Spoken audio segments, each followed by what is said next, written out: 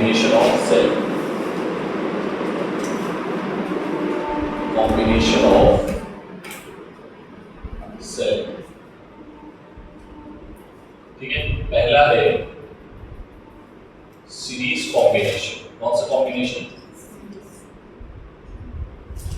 ठीक है, जब भी सेल का कॉम्बिनेशन लेते हैं तो सेल के कॉम्बिनेशन को हम लोग बोलते हैं बैटरी। क्या बोलते हैं? घर पे आपकी बैटरी होगी, सभी ने देखी होगी, तो उसमें सेल पड़ी होती है और सेल के कॉम्बिनेशन को ये हम लोग क्या बोलते हैं? बैटरी। ठीक है बेटा, हमारे पास ये सेल है और ये जो रेजिस्टेंस देख रहे हो ये एक्सटर्नल रेजिस्टेंस नहीं है। ये कौन से रेजिस्टेंस है? छोटे छोटे इंटरनल रेजिस्टेंस। किसके रेजिस्टेंस है ये? सेल के। ठीक है,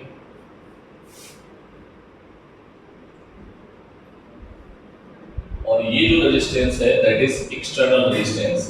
इसका नाम हमने दिया है कैपिटल आर। क्या नाम दिया है?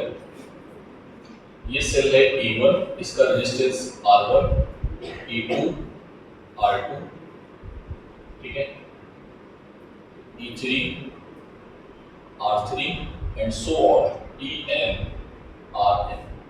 ठीक है, सेल किसमें जुड़ी है? सीरीज में। किसमें जुड़ी है? सीरीज में। तो हम बेटा अगर करंट निकालेंगे, करंट का फॉर्मूला होता है, ठीक है, total current, total current in the circuit, total current in the circuit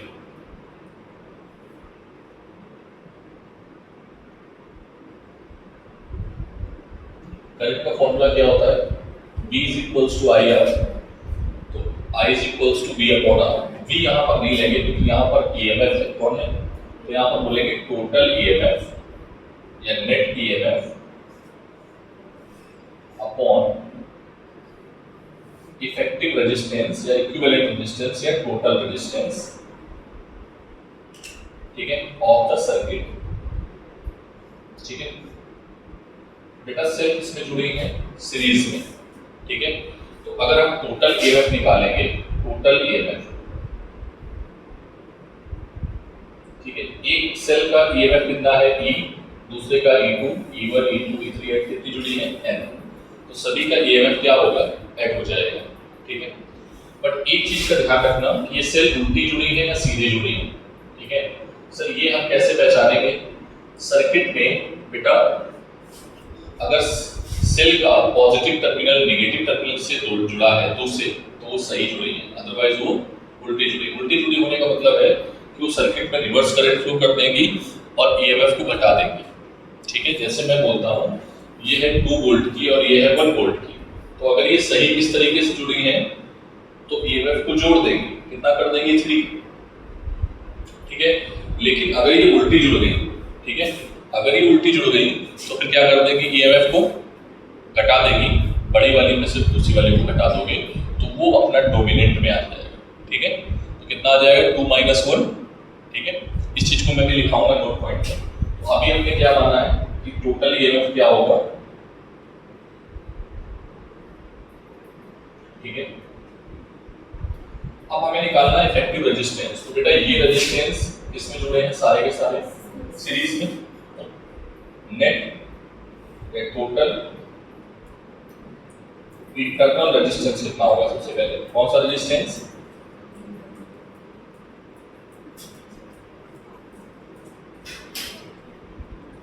total internal resistance R effective क्या आएगा बेटा?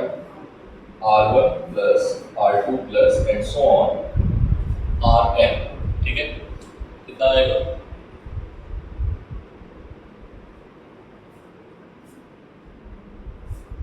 कितना आएगा? R1 plus R2 and so on Rn। Okay, इसके साथ में एक रेजिस्टेंस एक्सटर्नल और जुड़ा है, तो पूरे सर्किट का क्या आएगा?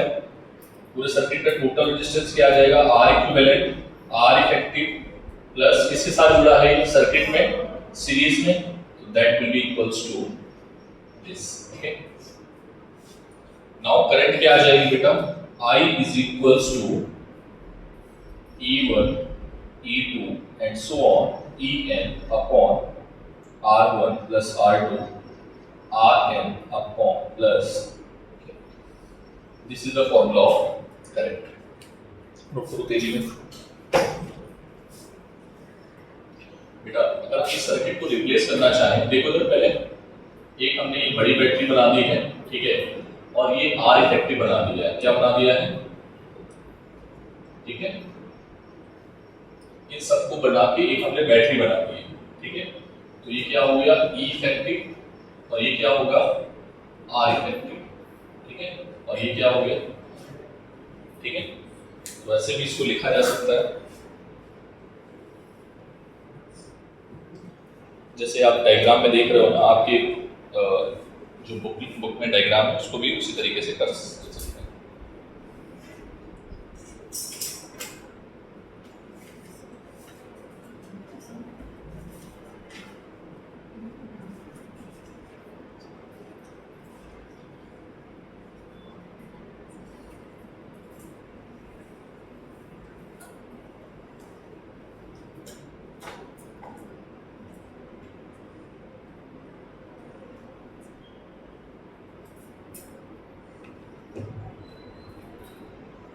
हो गया क्या? इतनी बात क्लियर है? इधर देखो now note point.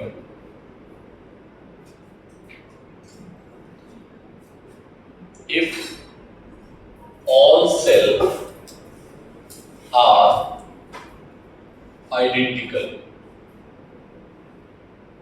all cells are identical, ठीक है। अगर सेल कैसे हैं बेटा? आइडेंटिकल है, तो ये सब आपस में कैसे होंगे? बराबर होंगे। कैसे होंगे? बराबर होंगे। तो क्या आ जाएगा? जहां E1 है, E1 R1 E2 R2 सब आपस में बराबर, आइडेंटिकल लिख दिया है मैंने, तो सब समझ लो सेम है। तो क्या आएगा? I क्या आ जाएगा? N E plus E कितने टाइम्स? N टाइम्स, तो N E upon N R plus capital R। आना बोलो। इसमें इफ N R, अगर N R कैपिटल R से बहुत बड़ा हुआ, क्या हुआ? मतलब एन आर की जो वैल्यू है, इफेक्टिव रेजिस्टेंस की वैल्यू है, वो सर्किट के रेजिस्टेंस से बहुत ज्यादा है, ठीक है। तो ये कंडीशन कहलाती है शॉर्ट सर्किटेड। इसको क्या बोलेंगे? इसको क्या बोलेंगे? शॉर्ट सर्किटेड, ठीक है, पक्का। तो क्या आ जाएगा? आई आएगा बेटा n E upon n r, और हम आर को क्या कर देंगे? R can be neglected. समझ आती है बात? पक्का। तो क्या आ जाएगा बेटा यहां से? E अपॉन आर, एन से एन कैंसिल आउट हो जाएगा, नोट डाउन।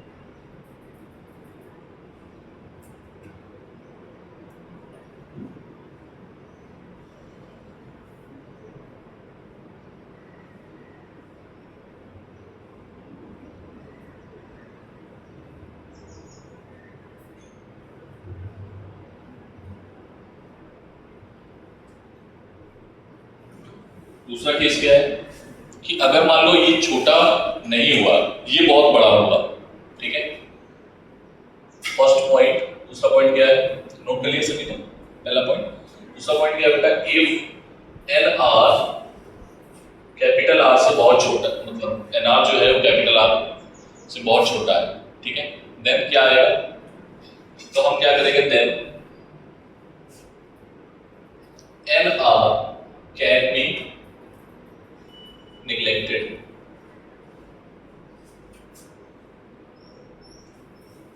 ठीक है। Then what we will get? I is equals to n E upon r, मतलब यहां पर क्या आएगा, करंट जो होगी वो कितनी इंक्रीज हो जाएगी, एन टाइम्स। बात समझ में आ रही है? So this is the condition. Next point बेटा, अगर ये सेल कैसी जुड़ी है, सपोर्टेड। इफ टू सेल्स, मान लेते हैं हमारे पास दो सेल हैं, ये ठीक है, ये है E1R1 और ये है E2R2। If they are supportive, कैसी है ये, तो नेट ईएमएफ क्या आएगा, अभी सर ने बताया था आपको, net EMF E1 plus E2, ठीक है। आर इक्विवेलेंट क्या आएगा, R1 प्लस R2। ना जाकर मुझे आंसर देना बेटा, अगर सेल अपोजिट जुड़ गई, अपोजिट मतलब एक का माइनस दूसरे का माइनस से जुड़ गया, या एक का प्लस दूसरे के प्लस से जुड़ गया, ठीक है। E1R1 E2R2, ठीक है, तो नेट ईएमएफ क्या आएगा, नेट ईएमएफ क्या आएगा, E1 और E2 का डिफरेंस क्या आएगा, आर इक्विवेलेंट क्या आएगा, बताओ बेटा, आर इक्विवेलेंट,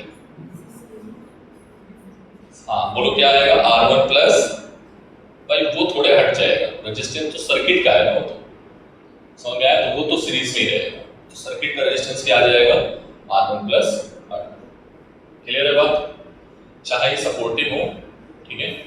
अगर मान लो एक सेल, ध्यान से समझना, अगर सर्किट में बहुत सारी सेल है, n सेल, और एक सेल गलत जुड़ गई, सर्किट में कितनी सेल गलत जुड़ गई, एक, तो कितने लोगों को बर्बाद कर देगी वो, n अगर सेल है और एक सेल, मान लो ये n सेल है और इसमें ये दो गलत जुड़ गई, ठीक है, ये वाली कैसे जुड़ गई, माइनस से, और ये वाली किससे जुड़ गई, प्लस से, तो ये अपने आगे वाले सेल को भी खराब कर देगी और इसको भी खराब कर देगी, यस और नो। तो कितनी सेल खराब हो जाएंगी सर्किट में, कितनी हो जाएगी, दो, कितनी चली जाएंगी, समझ में आ रही बात, बात समझ में आई। अगर इसको तुम माइनस कर दो, इसको प्लस कर दो, तो इसके जैसे ये मान लो खराब हो गई, ठीक है, तो ये माइनस का हो जाएगा और ये प्लस का हो जाएगा, तो कितनी सेल उल्टी जुड़ी है, एक, दो, यस और नो। अगर तुम इसको सही मान रहे हो, एक को तो सही मानना पड़ेगा ना, तो सेल कितनी जुड़ी हुई, दो, ठीक है। तो अगर n सेल, याद रखना, अगर n सेल सर्किट में जुड़ी है और एक सेल को हमने गलत जोड़ दिया है बीच की, तो कितनी सेल खराब हो जाएंगी, ठीक है। अभी नोट पॉइंट लिखा है इस चीज का, नोट करो पहले जल्दी से।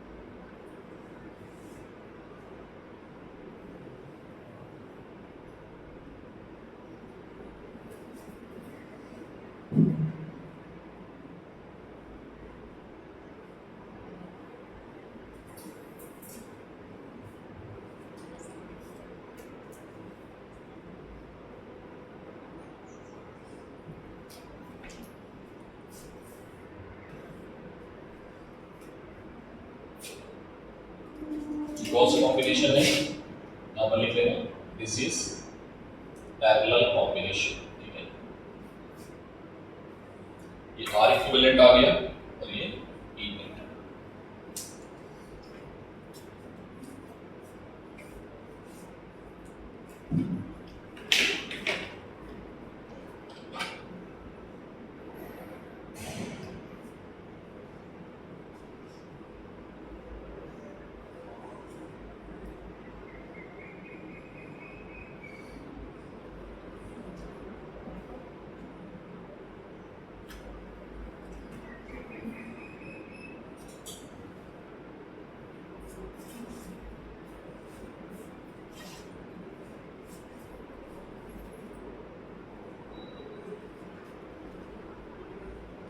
बेटा अगर यहाँ दो सेल हुई, चलो भी करते हैं दो सेल के लिए जल्दी से।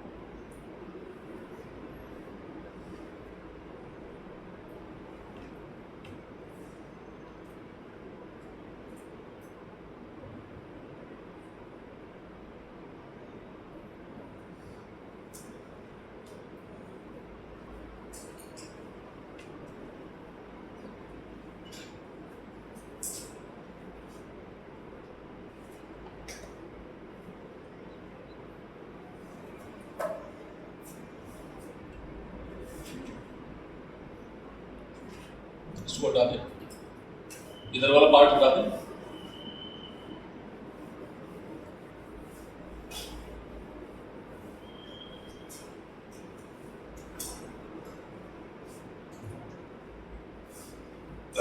इफ सेल आर आइडेंटिकल, कैसे सेल है ये, सारी चीजें इक्वल है, तो क्या आएगा बेटा 1/r इक्विवेलेंट क्या आएगा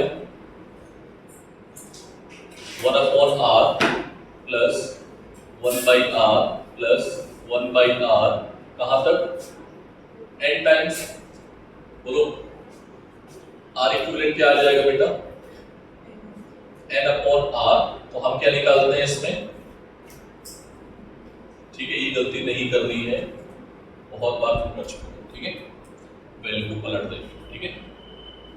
इक्विवेलेंट क्या आएगा बेटा ई नेट क्या आएगा, इसको तुम क्या निकाल चुकी हो, पूरा का पूरा देखो जरा ध्यान से, E/R प्लस E/R कहां तक n times 1/r plus 1/r कहां तक n टाइम्स, तो that will be equals to n/E/r, और नीचे क्या आ जाएगा n/r, बोलो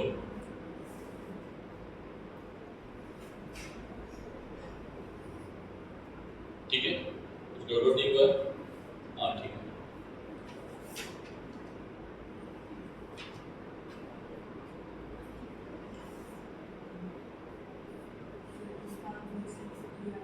हाँ क्या करेंगे, इसको तो सॉल्व किया तो क्या आएगा, हाँ n कैंसिल हो जाएगा, अभी देखते हैं क्या आएगा, देखते हैं क्या आ रहा है n/r, ठीक है। तो यहां से क्या आएगा e आएगा, समझ में आया। इसका मतलब ये हुआ कि अगर सेल सही जुड़ी है, अभी गलत सेल का बात नहीं किया मैंने सही सेल जोड़ी है, सही सेल अगर जुड़ी है सर्किट में तो ईएमएफ क्या आता है ई ही आता है, आपको बताने की जरूरत नहीं पड़नी चाहिए, ठीक है, मैंने सॉल्व करके भी दिखा दिया है, ठीक है, कि अगर आइडेंटिकल सेल है और वो किसमें जुड़ी है पैरेलल में, तो उसका अगर नेट ईएमएफ आपसे कोई पूछेगा तो किसके बराबर होगा, ए सेल का ईएमएफ ले लो, वही आपका नेट ईएमएफ, ठीक है। और अगर डिफरेंट है तो फिर आप यहां से कैलकुलेट कर लेना, क्या ये बात क्लियर है। तो यहां से बेटा करंट क्या आएगी, करंट बोल जरा, total EMF upon what is resistance R equivalent plus capital R, yes और नो, इसको भी निकाला है आपने, आर इक्विवेलेंट क्या निकाला है R/N plus capital R, so we can write here NE/R plus NR। कितने लोगों को ये बात समझ में आ गई, यहां से मैंने एलसीएम लिया और n को ऊपर भेज दिया, ठीक है। फिर से वही case, if NR is greater than capital R, NR क्या है कैपिटल R से बड़ा है, तो हम क्या करेंगे I is equals to NE/R को क्या कर देंगे, R can be neglected, R को हम छोड़ देंगे, तो क्या मिलेगा बेटा हमें?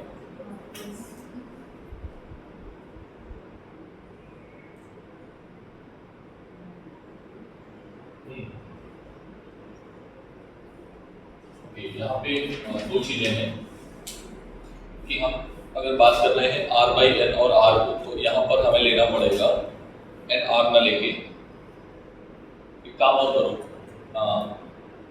यहाँ पर आप n पहले ले चुके हो, आपने नोट कर लिया क्या? ये नहीं नोट किया, ठीक है।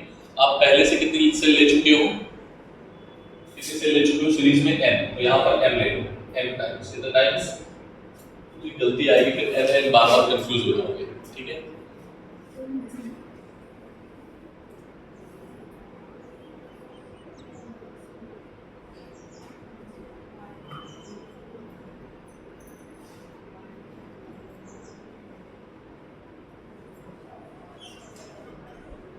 आई होप किसी को दिक्कत नहीं आई होगी। मैंने जहाँ n था वहाँ n कर लिया। ऐसा क्यों किया? वो इसलिए किया, रीजन है कि हम लोग सीरीज में n मान चुके हैं, क्योंकि मिक्स्ड कॉम्बिनेशन भी पढ़ना है हमें, पैरेलल और सीरीज का, ठीक है। मिक्स्ड कॉम्बिनेशन के केस में फिर n दो बार लोगे तो कंफ्यूज होने लगोगे, ठीक है।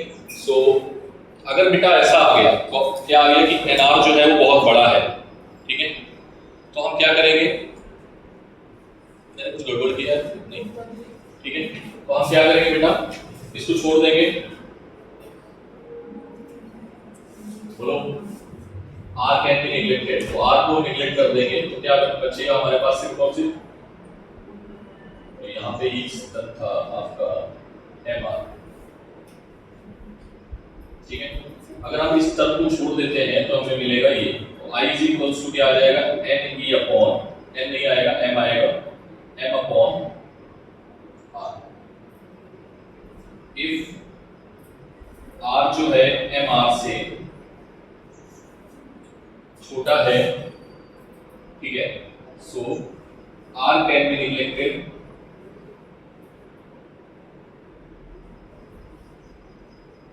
then I will found, what we will get? r को नेग्लेक्ट कर रहे हैं, n e अपॉन, n नहीं है यहाँ पे, क्या था? m, n e upon m capital R, so you will get I is equals to E upon capital R, ठीक है। सर ये हमें रिजल्ट याद करना है? बिल्कुल भी नहीं, केवल फॉर्मूले आपको याद रखने हैं, ठीक है। और दो सेल का कॉम्बिनेशन का ही क्वेश्चन ज्यादातर एग्जाम में आया हुआ है, बट मेरी जिम्मेदारी है कराना।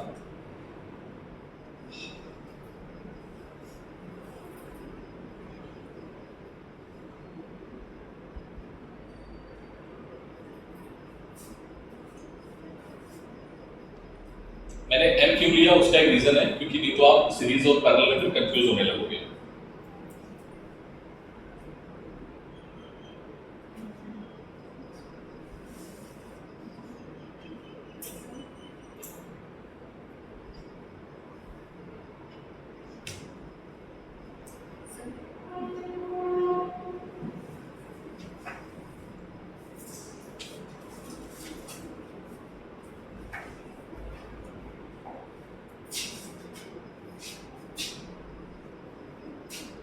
इसको हटा दें बेटा।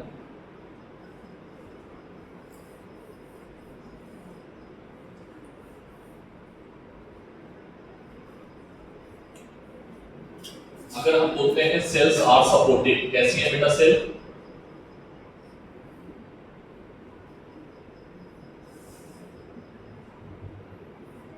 इफ सेल्स आर सपोर्टिव,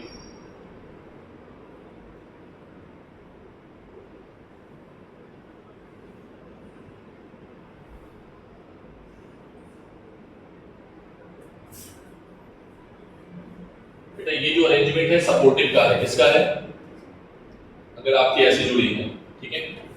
और एक केस है कि सेल आपकी जुड़ी है कुछ इस तरीके से,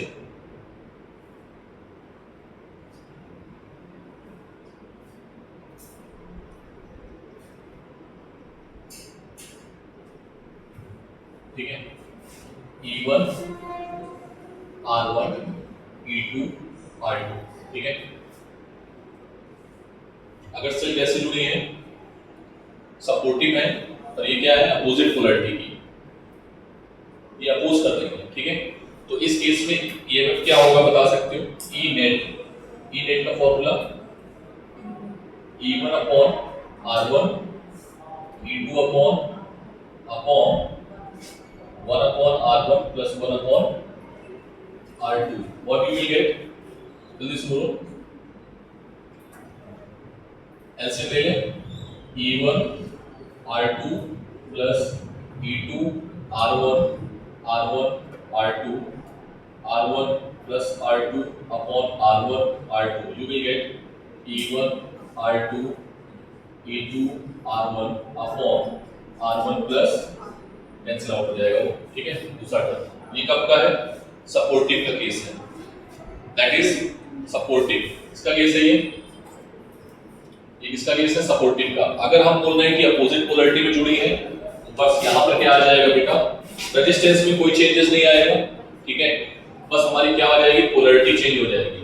ई नेट दूसरे वाले के लिए ये फर्स्ट है और ये सेकंड है, ठीक है। सेकंड वाले के लिए क्या आ जाएगा, डायरेक्टली मैं लिख रहा हूं E1 R2 minus E2 R1 upon R1 plus R2, ठीक है। So that is E net for supportive case and E R दोनों के लिए सेम आएगा। और R का फॉर्मूला क्या आएगा, R का फॉर्मूला क्या आएगा, मैं डायरेक्टली लिखूं R के लिए R equivalent 1 upon R1 plus 1 upon R2. So you can write R1 R2 upon R1 plus R2, ठीक है, that one। और इसके लिए भी R दोनों के लिए क्या आएगा, सेम आएगा, ठीक है। समझ में आ गई बात, नोट डाउन।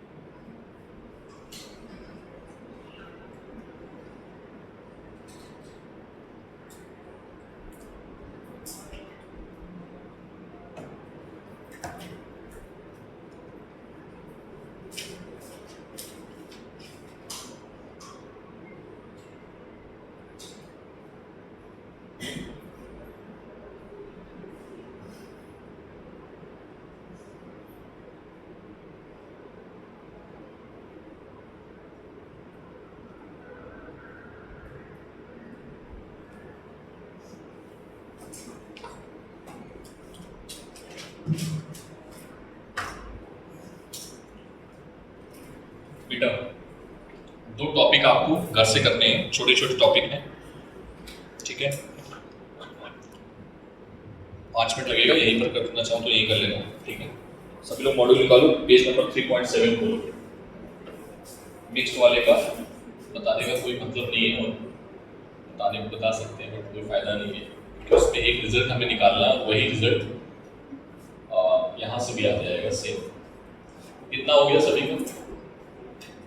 एक नोट पॉइंट और लिखो कि अगर हमारे पास कितनी सेल है, n सेल है, कितनी सेल है, देखो if n cell if n cell are connected in series n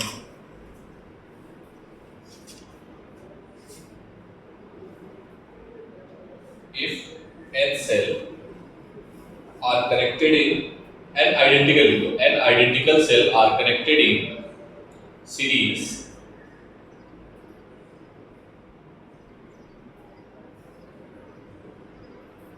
and m cells are connected wrong. कितनी सेल है? n सेल है और उसमें m सेल जो है वो कितनी कैसी जुड़ी है? गलत जुड़ी है, ठीक है।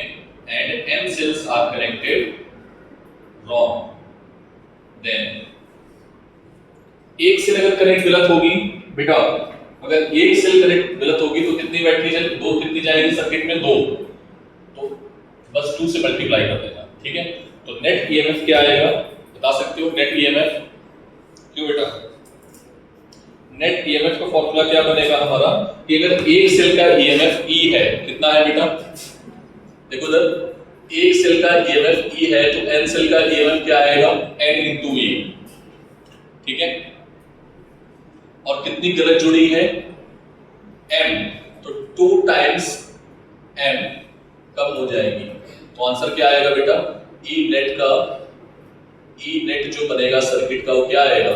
n minus 2m upon e, ठीक है। इस फॉर्मूले को आपको याद रखना है, ठीक है।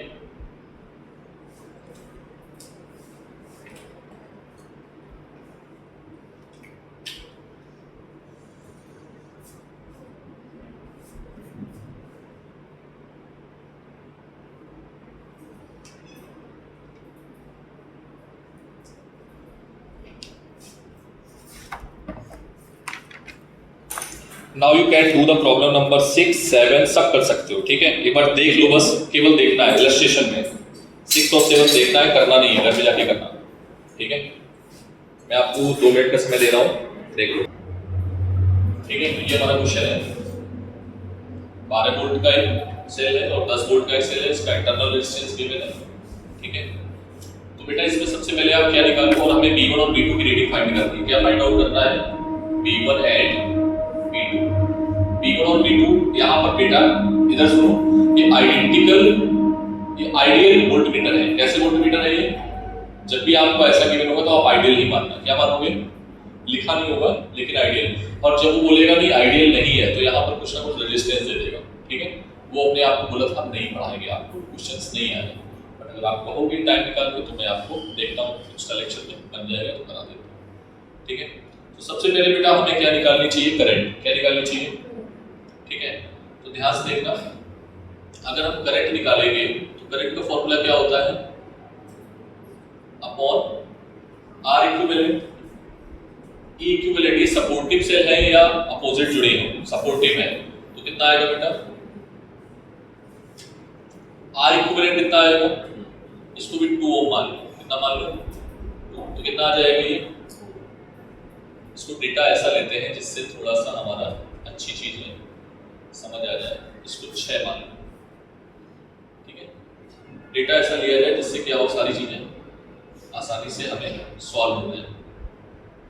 इसको 1 मान लो, इसको 6 मान लो, इसको 2 मान लो, ठीक है। डेटा ऐसा लेना हो जिससे समझ में आएगा, तो कैलकुलेशन आसान हो जाएगी, ठीक है। ठीक, और ये कितना आएगा?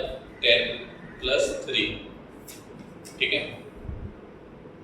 अभी भी डेटा थोड़ा सा अलग है, डेटा को हम कुछ ऐसा कर लेते हैं, 26 बना देते हैं। तो 26 अगर बनाना चाहेंगे तो ये करते हैं 40, ठीक है। चलो ठीक, डेटा आपका ऐसा मैंने लिया कि आसानी से कट जाए, नहीं तो कैलकुलेशन में बहुत ज्यादा करनी पड़ेगी। कितना आएगा ये? 26 अपॉन 30 मतलब 2 एम्पियर। कितने एम्पियर का? ये करंट 2 एम्पियर का आ गया। कितने एम्पियर का आया बेटा? अब यहाँ से करंट कितने एम्पियर का जा रहा है? मान लो 2 एम्पियर का, ठीक। और इन दोनों के बीच में हमें रीड करना है, तो हमें निकालना है पोटेंशियल डिफरेंस। क्या निकालना है? तो पोटेंशियल डिफरेंस का फॉर्मूला क्या आएगा? E माइनस IR, क्योंकि ये जो रीड करने वाला है वो E को घटा के रीड करने वाला है। तो E की वैल्यू कितनी है? 12 वोल्ट माइनस I की वैल्यू कितनी है? 2 और इसकी वैल्यू क्या है? 1। क्या इतनी बात समझ में आई? तो B इज इक्वल्स टू क्या आ जाएगा? 10 वोल्ट। यस और नो? तो यहाँ की रीडिंग कितनी वोल्ट होगी? हाँ, यहाँ की रीडिंग कितने वोल्ट होगी बेटा? 10 वोल्ट। यहाँ की रीडिंग बताओगे कितनी होगी? दूसरी रीडिंग V2, ये V1 हो गया, ठीक है। V2 क्या आएगा? E2 माइनस I R2, ठीक है। V2 minus I R2। तो V2 की वैल्यू कितनी है? 14। डेटा मैंने ऐसे लिया है। I की वैल्यू आपने निकाली है 2 और इसकी वैल्यू भी 2, सो दैट इज 10 वोल्ट। कितने वोल्ट? दोनों का 10 वोल्ट आएगा, ठीक है। ये भाई एक रेजिस्टेंस और था ना ये, अच्छा हाँ काउंट कर लिया उसको, ठीक है, काउंट कर लिया।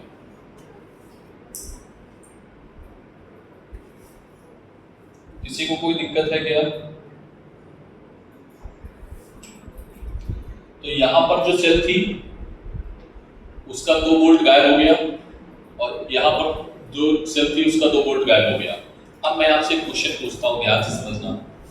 मैंने क्वेश्चन आपसे क्या पूछा कि अगर ये आइडियल सेल होती, कैसी सेल होती? अभी तो नॉर्मल सेल है, अगर ये आइडियल सेल होती तो यार P1 की रीडिंग क्या होती?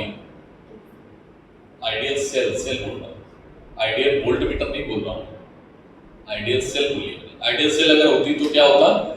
आइडियल सेल का रेजिस्टेंस नहीं होता है, 0 होता है, ठीक है। तो ये रीडिंग कितना देता? 12 वोल्ट।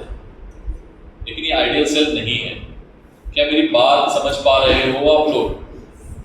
हाँ, ये क्वेश्चंस एक बार नहीं, कम से कम नीट में 3 से 4 बार पूछा गया है एग्जाम में, ठीक है। जल्दी बंद कर दे इसको।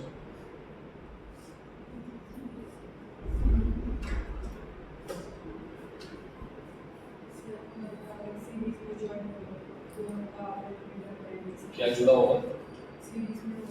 कौन? क्लियर हो जाती है बात। कोई अगर आपसे गलती से पूछ ले, क्वेश्चन और ऐड कर लेना है।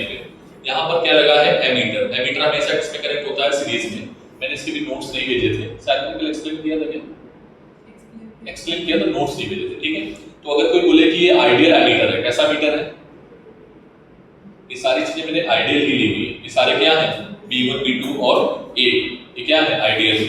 तो A की रीडिंग कोई मुझे बता सकता है? What is the reading of A? Reading of ammeter क्या होगी बेटा? बोलो। अरे करंट यहां से जाएगी और यहां पे पास होकर फिर वापस आएगी। तो ये आइडियल है ना, तो आइडियल में क्या आ जाएगी? 2 एम्पीयर, ठीक है। तो रीडिंग क्या देगा ये? हमेशा 2 एम्पीयर, ठीक है। आइडियल एमीटर का रेजिस्टेंस कितना होता है? 0। तो इससे पूरी की पूरी करंट होके जाएगी, ठीक है। और आइडियल वोल्टमीटर का रेजिस्टेंस कितना होता है? इंफिनिटी। तो यहां से करंट जाएगी नहीं, करंट उधर ही जाएगी, ठीक है। क्या ये बात क्लियर है? बहुत ही माइन्यूट चीजें हैं और यहां से नीट ने बहुत सारे क्वेश्चंस पूछे हैं विदाउट एनालिसिस ऑफ सर्किट, ठीक है। सर्किट की ज्यादा डिटेल्स में क्वेश्चन नहीं पूछता है नीट, क्योंकि उसको पता है कि टाइम बच्चों का चला जाएगा in the calculation. So questions का डेटा और डेटा ऐसा सेट करता है कि आपका क्वेश्चन जो है वो बहुत छोटा भी हो जाए और आपको करने में तकलीफ ना हो। बट फिर भी एक दो क्वेश्चंस टफ आ जाते हैं तो फिर हमें डिटेल में जाना पड़ेगा।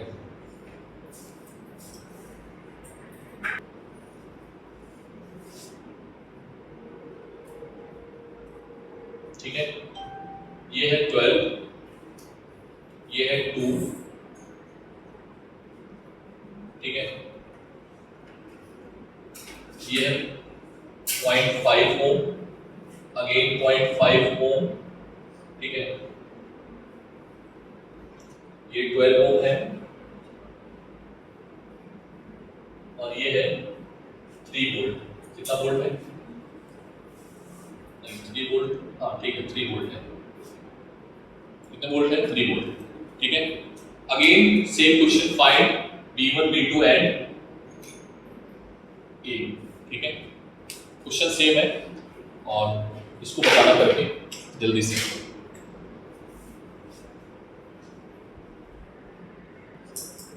आगे बढ़े बच्चों, बढ़े आगे।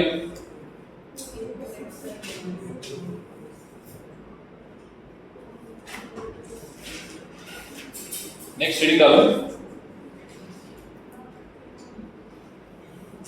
इसमें एक पेज छोड़ देना बेटा, एक पेज छोड़ना केवल, एक पेज, ठीक है। एक पेज छोड़ना है, इसमें भी कुछ इंपॉर्टेंट चीज है और मेरे का नोट करानी है।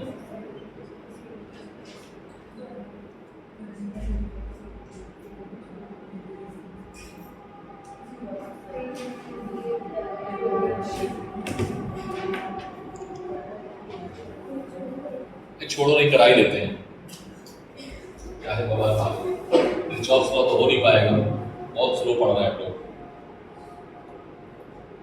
भगवान जाने कब खत्म होगा ये। हटा दे इसको,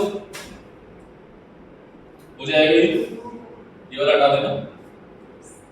मिक्स्ड कॉम्बिनेशन, कौन सा combination? Mixed combination. Next one is mixed combination, मतलब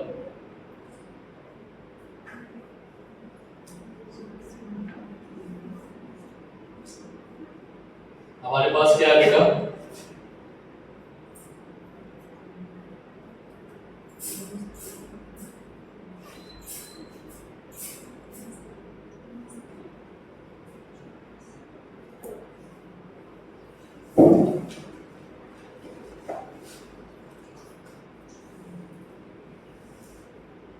साथ नौ, साथ साथ नौ,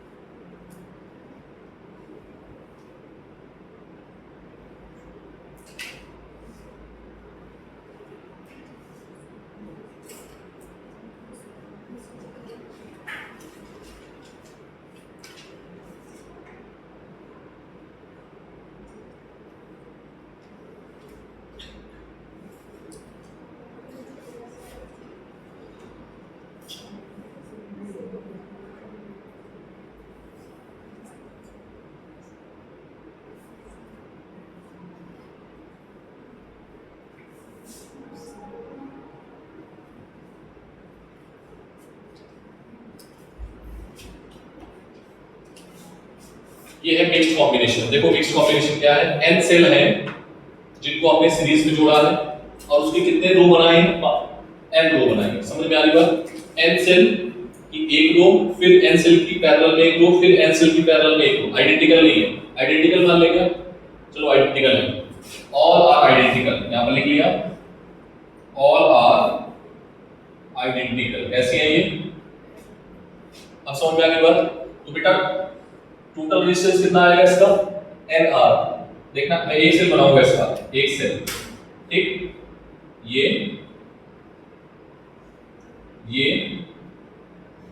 इसका रेजिस्टेंस कितना, EMF कितना आएगा? N into E, और रेजिस्टेंस कितना आएगा? NR। ऐसे ही चलते चलते कितने टाइम्स होगा बेटा ये? M times.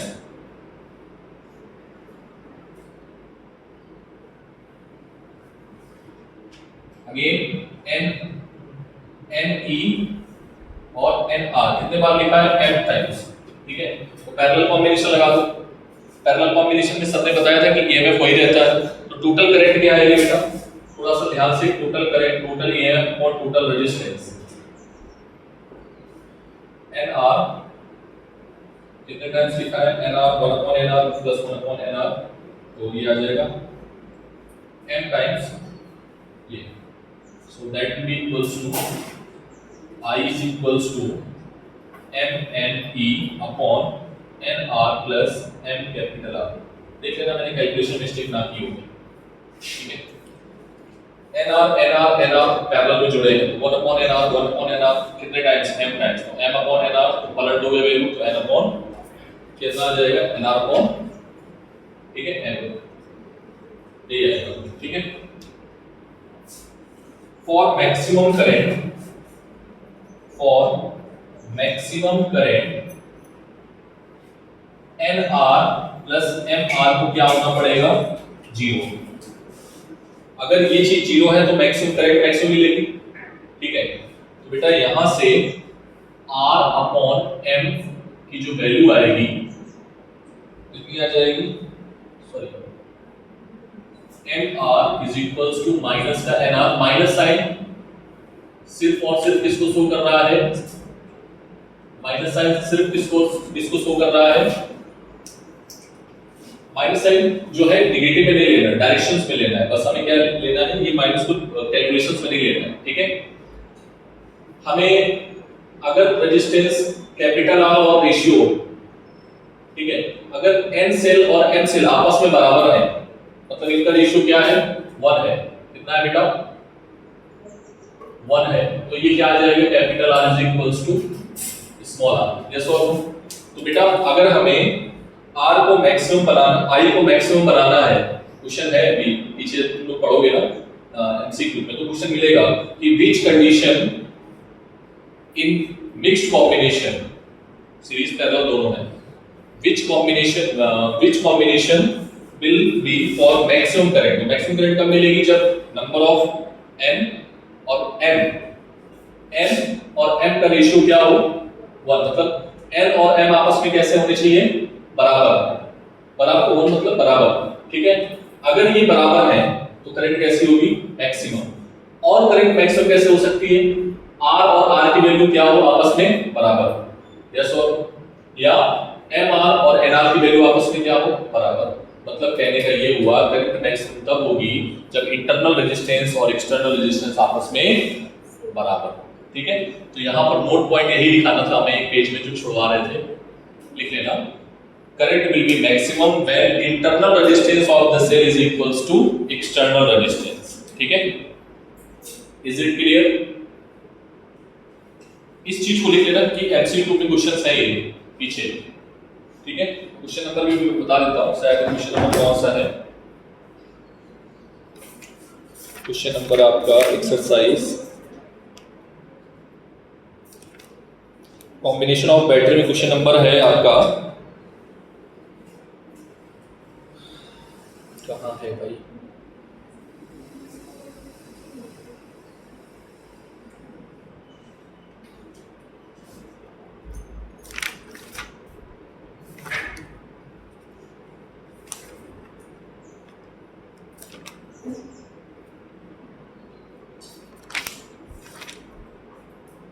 देखना बेटा कहीं ना कहीं क्वेश्चन मिलेगा आपको, मैंने किया है क्वेश्चन।